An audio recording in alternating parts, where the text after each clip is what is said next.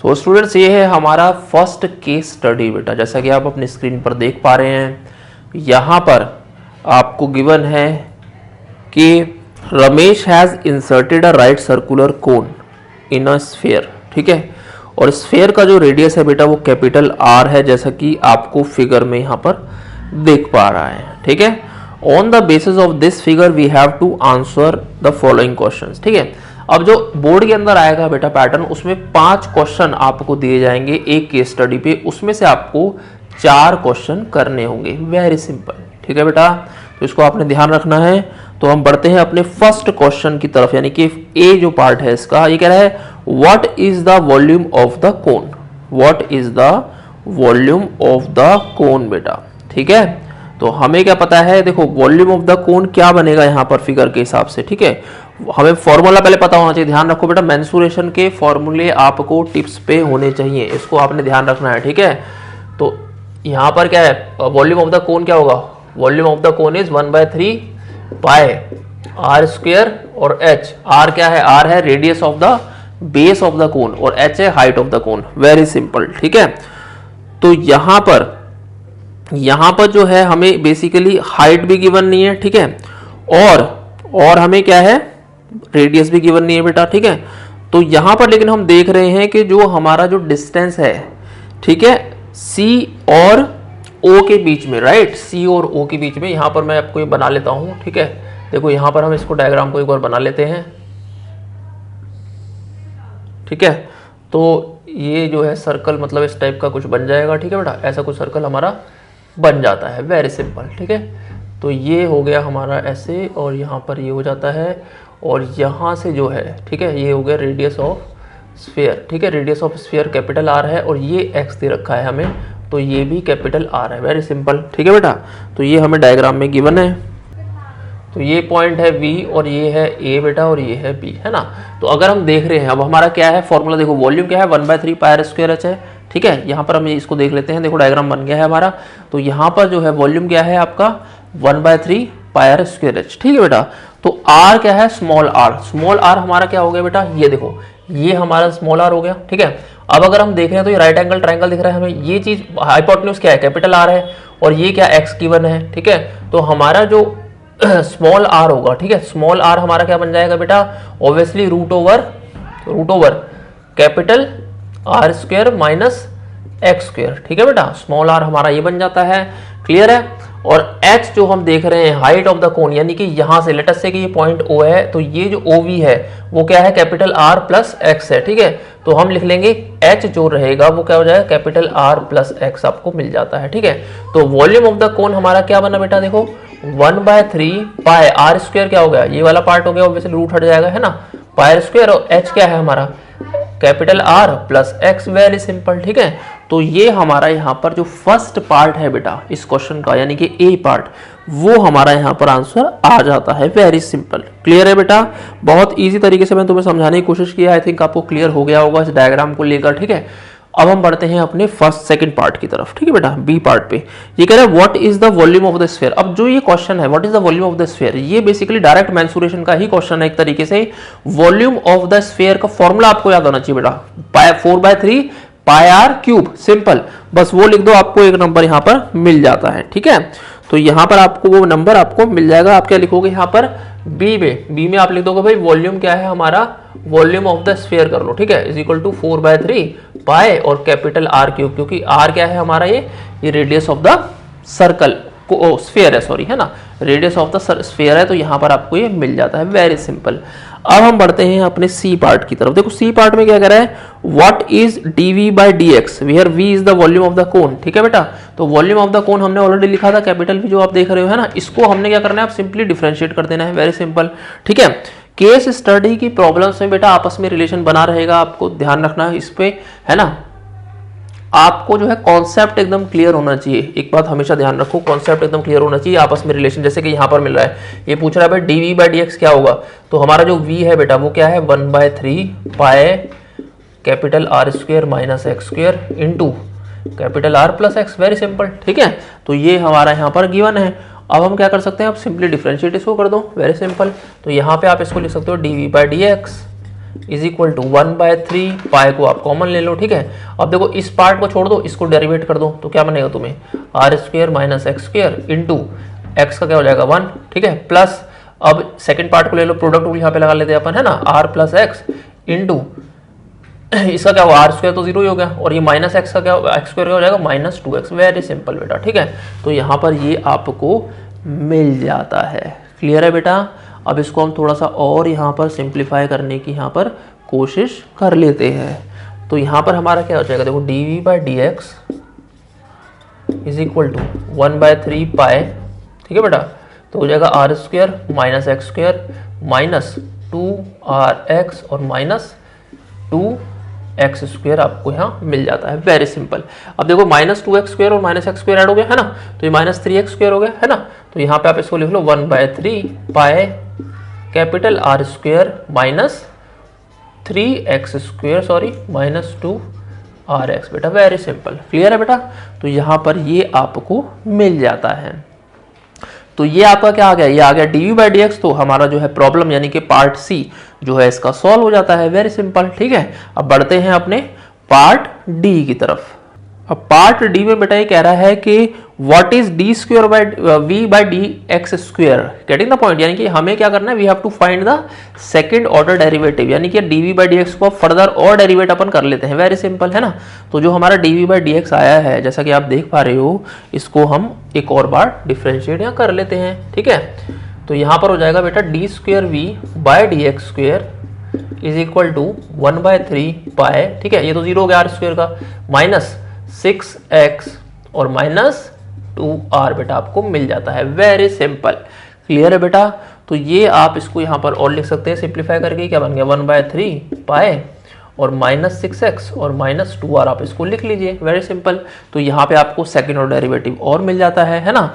तो यहाँ पर आपका पार्ट डी भी यहाँ पर हमारा आंसर आ जाता है, ठीक है। अब बोर्ड में आपको 5 पार्ट में से 4 पार्ट करने हैं, यानी कि ABCDE उसमें से आपने 4 पार्ट करने हैं, ठीक है। यहाँ पर हम डिस्कस कर लेते हैं सारे का सारा। तो यहाँ पर अब आ जाते हैं हम ई पार्ट पे बेटा। ई क्या है हमारा, ये कह रहा है कि what is the relation between the volume of the cone and volume of the sphere when volume of the cone is maximum, ठीक है बेटा। इसका मतलब है ये क्या हो गया, ये हमारा AOD का प्रॉब्लम हो गया, जहां पर हमें वॉल्यूम ऑफ द कोन को मैक्सिमाइज करना है। तो अब देख रहे हो हमारा d²v/dx स्क्वायर तक हम उसको यूटिलाइज कर सकते हैं ना। अब ई पार्ट में भी हम इसको, जो डी पार्ट में हमारा आंसर है उसको यूटिलाइज कर लो। तो हमारा d²v/dx स्क्वायर मैक्सिमम होने के लिए क्या होगा, this should be less than, क्या होना चाहिए बेटा, ये होना चाहिए हमारा लेस देन 0। वेरी सिंपल, ठीक है। और साथ में हमारा क्या होना चाहिए, पहले क्रिटिकल पॉइंट ढूंढ लो, dv/dx जो हमारा आया था, ठीक है। dv/dx से हमारा एक क्रिटिकल पॉइंट ढूंढ लो, ठीक है। कैसे, जब dv/dx को हमें इक्वल टू इक्वेट, यानी कि जो हमारा 1/3 pi of r square minus 3x square minus 2r जैसा आप देख रहे हो, है ना, इसको हम इक्वल टू यहाँ पर 0 लिख लेते हैं, और उससे हमारे पास जो r और x में रिलेशन आएगा बेटा, उसको हम फिर यूज कर लेंगे d²v/dx स्क्वायर में। वेरी सिंपल, ठीक है ना। तो यहाँ पर हम क्या कर सकते हैं, इसको इक्वल टू 0 कर लो, ठीक है। इसको इक्वल टू 0 हमने कर लिया, तो ये 1/3 पाई खत्म हो जाता है। और यहाँ पर हमें क्या मिलता है, देखो इसको क्वाड्रेटिक बन गई है आपकी, है ना, यहाँ पर आपकी क्वाड्रेटिक बन रही है। तो ऑब्वियसली हम क्या कर सकते हैं इसको, अब आप इस क्वाड्रेटिक को सिंपली क्या कर लो, स्प्लिटिंग मिडिल टर्म कर लो, है ना। देखो r square minus 3x square और माइनस 2rx, है ना, इक्वल टू 0। बेसिकली आर में हमारी क्वाड्रेटिक बन रही है, इस वाले पार्ट को हम बीच में लिख लेते हैं ताकि तुम्हें कंफ्यूजन ना हो। तो यहाँ पर r square minus 2rx minus 3x square बेटा। वेरी सिंपल, ठीक है, ये आपकी मिल गई है। तो हमारे को अगर स्प्लिट हम करते हैं तो हमें क्या मिलेगा, हमें मिलेगा बेटा, इसको हम स्प्लिट कर लेते हैं, ठीक है, देख रहे हो। तो यहाँ पर हम इसको माइनस 3rx, देखो आपके लिए लिख देता हूँ, आर स्क्वायर माइनस 3rx और प्लस हो जाएगा ये, है ना, प्लस rx और माइनस 3x स्क्वायर आप इसको लिख लीजिए। वेरी सिंपल, ठीक है। अब हम क्या कर सकते हैं, अब हमारे फैक्टर निकल के आ रहे हैं ऑब्वियसली, है ना, एक आ रहा है, देखो यहाँ से अगर r कॉमन लेंगे तो यहाँ पर आ जाएगा r माइनस 3rx, है ना। तो यहाँ से r कॉमन लो तो ये हो जाएगा r माइनस 3x, सॉरी, ठीक है। और एक यहाँ पर क्या कॉमन आ रहा है, यहाँ पर आ रहा है x कॉमन आ रहा है, ठीक है। तो यहाँ पर आपको क्या मिल जाएगा, r माइनस 3x, देखो जो नोट में आ गया। तो यहाँ पर r इक्वल्स टू 3x लेंगे हम, क्यों? क्योंकि दूसरे वाले पार्ट में हमारा आ रहा है r is equal to minus x, तो ये तो चलेगा नहीं ऑब्वियसली, है ना। तो r is equal to minus x नहीं चलेगा, तो r is equal to 3x हो गया, वेरी सिंपल। तो हम क्या कर सकते हैं, r is equal to 3x, अब हमारे पास जो रिलेशन आया यानी कि x is equal to r/3 आ गया बेटा। तो अब d square v by d x square है, तो उसमें आप वैल्यू पुट कर दो, वेरी सिंपल, ठीक है ना। उसके अंदर आप वैल्यू पुट कर दो, तो x is equal to r/3 आप उसको लिख दो, वेरी सिंपल, है ना। तो यहाँ पे अगर हम इसको लिखते हैं, देखो 1/3 पाए माइनस ऑफ x की जगह हम क्या लिखेंगे बेटा, कैपिटल R/3 और माइनस 2r, ठीक है। अब हम यहाँ पे क्या देख रहे हैं, देखो सिंपल है, ये तो नेगेटिव आ रहा है, लेस देन 0 आ रहा है, तो इसका मतलब क्या होगा, इसका मतलब मैक्सिमाइज हो गया किस पे, x is equal to R/3 पे मैक्सिमाइज हो जाता है, ठीक है। अब क्वेश्चन क्या पूछ रहा है, क्वेश्चन पूछ रहा है हमें रिलेशन ढूंढना है बेटा, हमें रिलेशन ढूंढना है between volume of the cone and volume of the sphere में। क्लियर है boss, volume of the cone और वॉल्यूम ऑफ द स्फीयर में हमें रिलेशन ढूंढना है।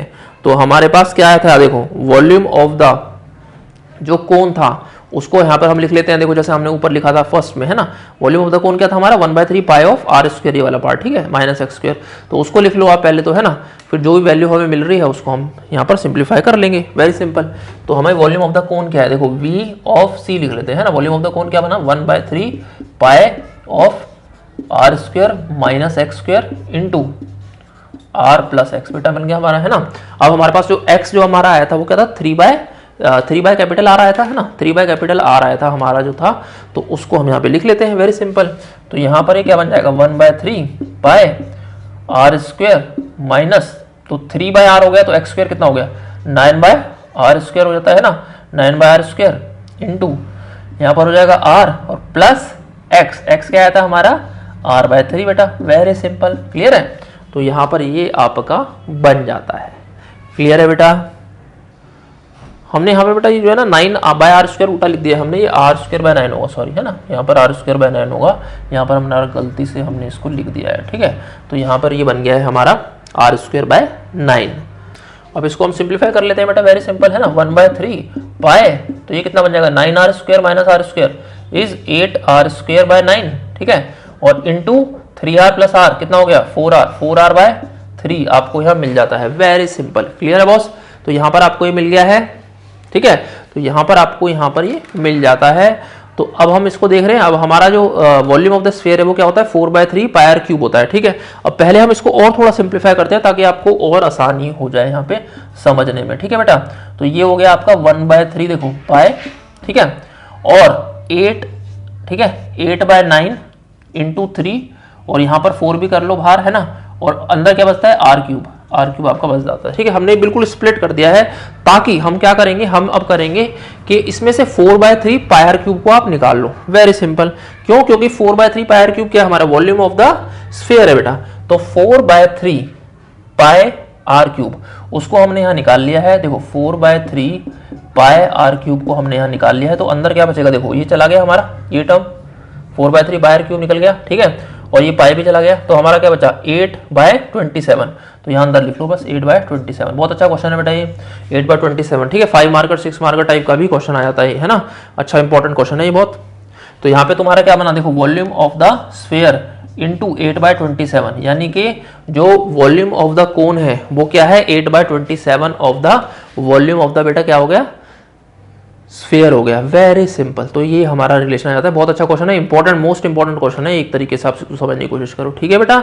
तो ये था हमारा पार्ट ई, राइट बेटा। तो पार्ट ई था हमारा इस केस स्टडी का। तो ये हमारा फर्स्ट केस स्टडी जो है हमने यहाँ पर सॉल्व कर दिया है। तो हम बढ़ते हैं अपने केस स्टडी 2 की तरफ। तो स्टूडेंट्स ये है हमारा नेक्स्ट केस स्टडी का प्रॉब्लम बेटा। यहाँ पर आपको एक 3D के ऊपर एक केस स्टडी यहाँ पर दिख रही है, जिसमें यहाँ पर आपको दे रखा है कि Virat and Anushka were discussing 3D geometry. यहाँ पर आपको A और B जो है वो पार्ट यहाँ पर गिवन है, कुछ स्टेटमेंट यहाँ पर भी गिवन है, ठीक है। तो यहाँ पर आपको इस स्टेटमेंट के आधार पर ही यहाँ पर आंसर आपको देना है, ठीक है। On the basis of these statements you have to give the answers, ठीक है बेटा। तो यहाँ पर आपने एक चीज़ ध्यान रखनी है, जब भी हमारे जो केस स्टडी का प्रॉब्लम आएगा या ये वाला जो प्रॉब्लम जो मैं यहाँ पे दिखा रहा हूँ आपको, स्टेटमेंट बेस्ड क्वेश्चन है, ठीक है, या केस स्टडी बेस है, इसमें ज़्यादा डिफरेंस नहीं होगा। आप इसको हमेशा ध्यान रखो बेटा, इसमें ज़्यादा डिफरेंस नहीं है। क्लियर रखो, ठीक है। यहाँ पर जो प्रॉब्लम्स रहेंगी, जो सेट ऑफ प्रॉब्लम्स है वो बिल्कुल सेम है जैसा कि मैंने यहाँ पर बनाया है, हमेशा ध्यान रखो आप, ठीक है। सेट ऑफ प्रॉब्लम्स, ठीक है, जो रहेगा वो सेम ही रहेगा जैसा मैं यहाँ पे दिखा रहा हूँ आपको। क्लियर है, इस बात को हमेशा ध्यान रखो जो, ठीक है। तो यहाँ पर बेटा अब हम बढ़ते हैं, पहला क्वेश्चन जो क्या कह रहा है, द पॉइंट्स हैं, 3 पॉइंट आपको गिवन है, कह रहा है कोलिनियर पॉइंट है, then we have to find lambda. अगर हमारे पास 3 पॉइंट अगर हमारे कोलिनियर हैं तो हमें पॉइंट मतलब हमें लैम्डा की वैल्यू ढूंढनी है। क्लियर है बेटा। तो हम यहाँ पर क्या कर सकते हैं, देखो हम यहाँ पर जो है पहले हम क्या कर सकते हैं कि 2 पॉइंट को, ठीक है, 2 पॉइंट को लेकर हम इक्वेशन ऑफ अ लाइन यहाँ पर लिख लेते हैं। वेरी सिंपल, ठीक है। तो इसका मैं कॉन्सेप्ट आपको थोड़ा सा यहाँ बता देता हूँ। देखो यहाँ पर हम क्या कर सकते हैं, हमारे पास 3 पॉइंट गिवन है, ठीक है। ए है -1 3 2, -1 3 2, बी है हमारे पास -4 2 -2, -4 2 -2, ठीक है। सी है हमारे पास 5 5 लैम्डा, बेटा 5 5 लैम्डा हमें यहाँ मिल जाता है, ठीक है, जो हमें गिवन है क्वेश्चन के अंदर। वेरी सिंपल, ठीक है। अब हम क्या कर सकते हैं, अब हम सिंपली जो ए और बी पॉइंट है बेटा उसके बेसिस पर हम यहाँ पर इक्वेशन ढूंढ लेते हैं। वो क्या था हमारा x - x1, ठीक है, यहाँ पर लिख देता हूँ आप लोगों के लिए, x - x1 upon x2 - x1, y - y1 upon y2 - y1 और z - z1 upon z2 - z1 बेटा, ये है हमारे पास। क्लियर है बेटा। तो यहाँ पर हमें ये गिवन हो गया है। तो यहाँ पर आपको हुआ standard equation of a line. तो x1, ठीक है, x1 y1 z1 और x2 y2 z2 यहाँ पर आप लगा दो। Very simple. तो x -1 + 1, ठीक है, x2 क्या है -4 है, ठीक है, ध्यान से लगाना बेटा, एरर ना हो जाए। -4 और माइनस +1, ठीक है, और y - y1 और y2 क्या है 2 है, तो 2 - 3 और z - z1 और z2 क्या आ रहा है आपका -2, तो -2 ठीक है बेटा। तो यहाँ तक हमने इसको लिख लिया है। अब हम क्या कर सकते हैं, अब इसको आगे थोड़ा सा सिंप्लीफाई करके आप लिख लो। वेरी सिंपल है ना। तो यहाँ पर हम इसको सिंप्लीफाई कर लेते हैं डिनोमिनेटर्स को। तो यहाँ पर हमें क्या मिल जाता है, देखो x + 1 अपॉन में -3 y - 3 -1 z -2 upon -4। Very simple. Clear है बेटा। तो ये क्या मिला हमें, ये हमें मिल गई equation of a line which passes through a और बी, है ना। अब कोलिनियर पॉइंट है, अगर 3 कोलिनियर पॉइंट है तो ऑब्वियसली जो ये जो पॉइंट होगा तीसरा, दैट मीन सी जो पॉइंट होगा बेटा वो इसको सेटिस्फाई करेगा। वेरी सिंपल है ना। गिवन है कि भाई कोलिनियर है अगर ये 3 पॉइंट, तो हम क्या कर सकते हैं, एक्स वाई जेड की जगह जो सी 5 5 लैम्डा हमें दे रखा है, जो 5 5 लैम्डा हमें गिवन है बेटा, उसमें हम उठाकर इसकी वैल्यू डाल देते हैं। वेरी सिंपल, ठीक है बेटा। तो यहाँ पर आप इसको डाल दो। तो देखो x की वैल्यू क्या है 5 है, तो 5 + 1 6, 6 अपॉन -3। y की वैल्यू क्या है 5, 5 - 3 2, 2 अपॉन -1। z क्या है लैम्डा, तो लैम्डा -2 अपॉन -4, ठीक है। इन दोनों को आपस में कंपेयर कर दो, ठीक है। तो अगर हम इसे कंपेयर करते हैं तो लैम्डा -2 -4 इज इक्वल टू -2 आपका आता है। तो this implies lambda -2 is equal to +8 हो गया यहाँ पर, है ना।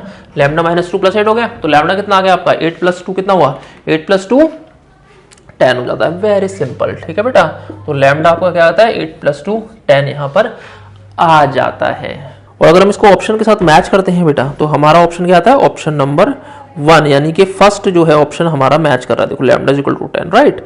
अब हम बढ़ते हैं सेकंड क्वेश्चन की तरफ। सेकंड क्वेश्चन हमारा क्या कह रहा है, देखो जो आपकी स्क्रीन पर है, सेकंड क्वेश्चन हमारा कह रहा है कि 3 पॉइंट्स आपको गिवन है, ठीक है, ABC 3 पॉइंट्स गिवन है। और अगर क्या है ऑप्शंस, ये कोलिनियर है, नॉट कोलिनियर है, इनसफिशिएंट डाटा है।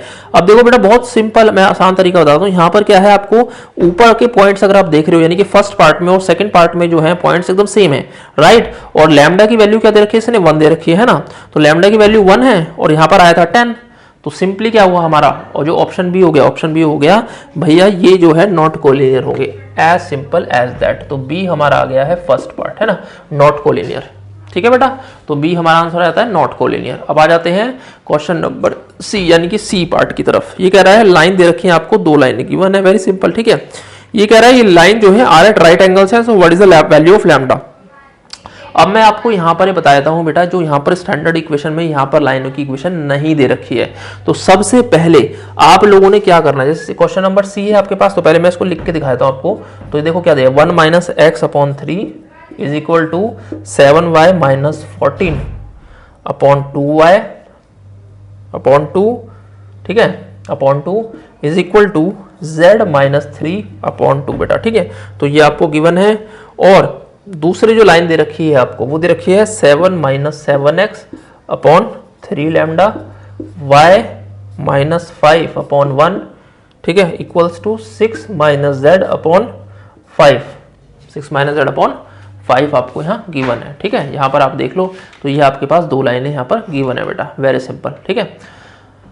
अब ये जो लाइनें हैं बेटा, ये जो लाइनें आप देख रहे हो ये बेसिकली क्या है, ये स्टैंडर्ड फॉर्म में आपको नहीं गिवन है, गेटिंग द पॉइंट। ये स्टैंडर्ड फॉर्म में आपको नहीं गिवन है क्योंकि स्टैंडर्ड फॉर्म क्या होता है आपका x minus x1 upon A, y minus y1 upon B is equal to z minus z1 upon C, ठीक है। तो सबसे पहले हम क्या कर लेते हैं कि जो x का और y के z के जो भी कोफिशिएंट रहेंगे उसको पहले आप 1 करो पहले, है ना, और उसको स्टैंडर्ड फॉर्म में यहाँ लिखने की कोशिश हम करेंगे, ठीक है बेटा। तो यहाँ पर हमारा जो बन जाएगा फर्स्ट इक्वेशन में, यहाँ पर अगर हम इसको इंटरचेंज करते हैं यानी कि x माइनस 1 है, माइनस 1 से मल्टीप्लाई कर दो, नीचे माइनस 3 आ जाएगा, ठीक है। ऐसे ही 7y माइनस 14 है तो 7 को पहले ऊपर नीचे डिवाइड कर दो तो ये क्या हो जाएगा y माइनस, ये क्या हो जाएगा 2 अपॉन 2/7, वेरी सिंपल। और तीसरा वाला जो पार्ट है वो तो सेम दे ही रखा है तो z माइनस 3 अपॉन 2, ठीक है बॉस। तो यहाँ पर ये आपका आ जाता है, गेटिंग द पॉइंट। अब सेकंड जो इक्वेशन है बेटा हमारी, सेकंड इक्वेशन में भी हम ऐसे ही कर लेते हैं, यहाँ पर 7 से डिवाइड कर दो और आगे पीछे कर दो, है ना। तो यहाँ पर हमारा क्या बन जाएगा x माइनस 1 होल अपॉन में 3/7 और माइनस भी आएगा, है ना, तो यहाँ पर लैम्डा आ जाता है इज इक्वल टू ये एज इट इज आ जाएगा हमारा, वेरी सिंपल। और यहाँ पर आप इंटरचेंज कर दो, नेगेटिव से मल्टीप्लाई डिवाइड कर दो पूरे को, वेरी सिंपल, ठीक है बेटा। तो यहाँ पर आपको दो इक्वेशन अब जो दिख रही हैं वो स्टैंडर्ड फॉर्म में आपको दिख रही हैं, है ना। अब ये कह रहा है कि ये भाई दोनों की दोनों जो लाइन है वो क्या है, परपेंडिकुलर है बेटा, दोनों की दोनों लाइन क्या है, वो है परपेंडिकुलर आपस में, ठीक है।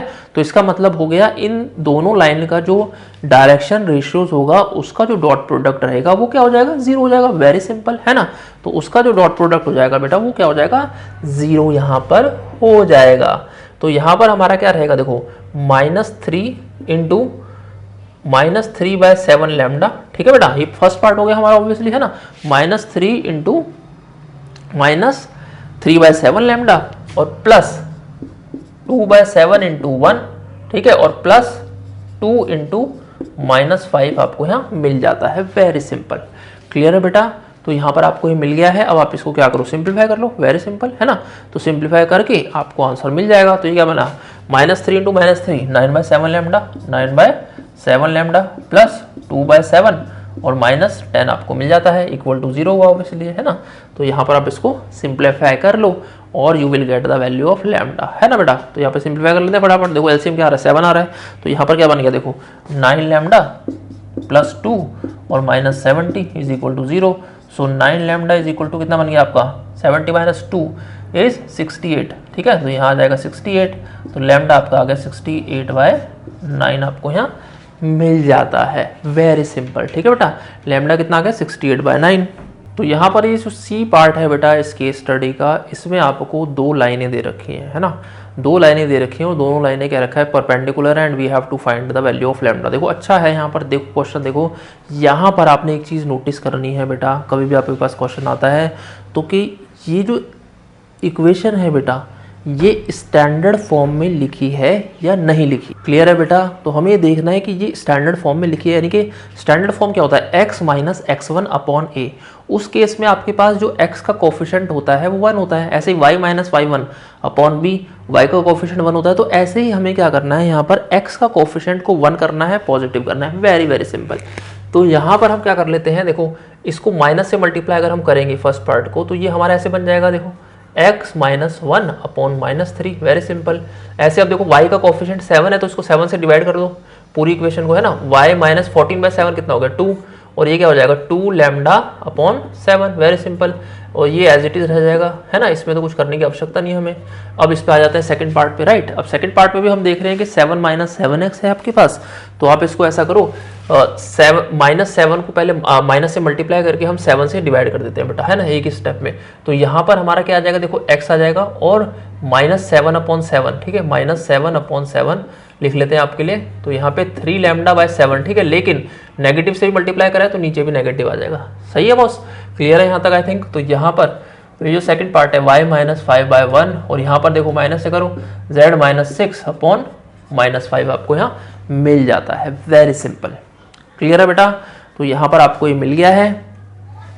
अब हम क्या कर सकते हैं, अब हम यहाँ पर देख रहे हैं कि जब इसका ABC जो आया है बेटा, यानी कि डायरेक्शन रेशियोज जो आपके आ गए हैं वो यहाँ पर क्या निकल के आए हैं। देखो इसके इस लाइन के क्या आए हैं, -3 2 λ/7 2 और -3 λ/7 1 और -5, ठीक है। अब दोनों लाइनें परपेंडिकुलर है तो इनके जो डायरेक्शन रेशियोज का डॉट प्रोडक्ट होगा वो क्या होना चाहिए, वो 0 होना चाहिए। Very simple. तो ठीक है, तो यहाँ पे आप लिखोगे -3 इंटू यानी कि A1 इंटू A2, ठीक है, A1 into A2 plus B1 into B2, ठीक है, और plus C1 into C2 is equal to 0 बेटा आपका यहाँ पर हो जाता है। वेरी सिंपल, क्लियर है बेटा।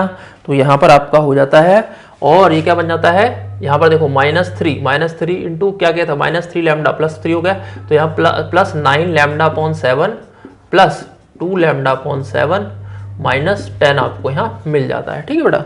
तो यहाँ लैम्डा में हम इसको सॉल्व कर लेंगे। वेरी सिंपल है ना। तो यहाँ पर आप इसको सॉल्व कर लीजिए। तो ये आपको क्या मिलेगा, ये आपको मिलेगा 9 लैम्डा प्लस 2 लैम्डा, तो ये हो गया आपका 11 लैम्डा और यहाँ आ रहा है आपका -70 इज इक्वल टू 0। तो लैम्डा आपको क्या मिल गया बेटा, 70/11 आपको यहाँ मिल जाता है। तो अगर हम ऑप्शन देखते हैं बेटा तो ऑप्शन नंबर 4 हमारा यहाँ पर मैच कर रहा है। तो बहुत अच्छा क्वेश्चन था बेटा ये 4 मार्कर टाइप में भी 3 मार्कर टाइप में कहीं पर भी आ सकता है इस टाइप का प्रॉब्लम, ठीक है, इसको ध्यान रखो आप। तो अब बढ़ते हैं बेटा हम इस केस स्टडी के पार्ट डी की तरफ, ठीक है, पार्ट डी देखते हैं अब हम। तो स्टूडेंट्स ये है हमारा पार्ट डी, जैसा कि आप देख पा रहे हैं अपने स्क्रीन पर, ठीक है। यहाँ पर बोला गया है कि हमें ये बताना है कि भाई ये दोनों लाइनें जो गिवन है ये परपेंडिकुलर हैं या नहीं है, ठीक है, या इनसफिशिएंट डाटा है व्हाटएवर, राइट। तो हमें पता है कि भाई अगर दो लाइनें परपेंडिकुलर हैं तो उनका जो dr रहेगा उसका डॉट प्रोडक्ट 0 होना चाहिए। Very simple. तो हम यहाँ पर क्या कर लेंगे, 7 इंटू -5 कितना हो गया बेटा, हम ठीक है इसको करते हैं, सॉरी A1 और A2, तो 7 इंटू 1, ठीक है, plus -5 into 2, -5 into 2 plus 1 into 3 should be equal to 0, that mean 7 -10 plus 3, देख रहे हो क्या आ रहा है, 0 आ रहा है। तो ये दो लाइनें हैं वो आपस में परपेंडिकुलर हैं बेटा। Very simple. तो ये ऑप्शन नंबर डी हमारा जो क्वेश्चन है, सॉरी केस स्टडी का जो डी पार्ट है उसका जो आंसर है वो आ जाता है हमारा lines are perpendicular. Very simple, ठीक है। तो यहाँ पे ट्रू हो जाता है स्टेटमेंट, गेटिंग द पॉइंट। अब बढ़ते हैं अपने ई पार्ट की तरफ। तो स्टूडेंट्स ये है हमारा ई पार्ट केस स्टडी 2 का, यानी कि लास्ट क्वेश्चन बेटा। इसमें हमें पूछा गया है कि ये जो दो लाइन गिवन है हमें ये परपेंडिकुलर है या नहीं है, जैसा कि हमने डी पार्ट में भी किया था। लेकिन यहाँ पर हमें देखना है कि सबसे पहले कि क्या लाइंस जो हैं वो स्टैंडर्ड फॉर्म में हमें गिवन है या नहीं है। जैसा कि हम यहाँ पर देख पा रहे हैं कि हमारे पास जो y का कोफिशिएंट है इन लाइन 1 वो हमारे पास 2 है, तो सबसे पहले हम उस कोफिशिएंट को 1 यहाँ पर कर लेते हैं। वेरी सिंपल, ठीक है। तो हमारी जो फर्स्ट लाइन जो बनेगी बेटा वो क्या बन जाएगी, देखो x - 5 यहाँ 2 से डिवाइड कर दो इसको, तो क्या हो जाएगा y + 3 divide by -1। Very simple, ठीक है बेटा। तो यहाँ पर ये बन गया है और ये क्या हो गया है, x - 2 is equal to y + 1 4 और z - 6 5, ठीक है। तो यहाँ पर ये बन गया है। अब जैसा हमने पिछले पार्ट में यानी कि डी पार्ट में हमने किया था कि जो डायरेक्शन रेशियोज है उसका dot product should be 0, right. तो वो हम यहाँ पर देख लेते हैं, यानी कि 1 × में 3, तो 1 × 3 इज 3। वेरी सिंपल, ठीक है। प्लस ये -1 × 4, ठीक है, यानी कि A1 A2 B1 B2 C1 C2, तो यहाँ पर हो जाएगा -1 × 4 और प्लस 1 × में 5 बेटा। क्या ये 0 आ रहा है या नहीं आ रहा, ठीक है। तो यहाँ पे देखो 3 - 4 + 5, तो ये 0 नहीं आ रहा है। That means these two lines are not perpendicular. Clear है बेटा। तो बेटा ये थे हमारे दो क्वेश्चन सेक्शन बी के, दैट मीन्स केस स्टडी के। अब हम बढ़ते हैं अपने सेक्शन सी की तरफ।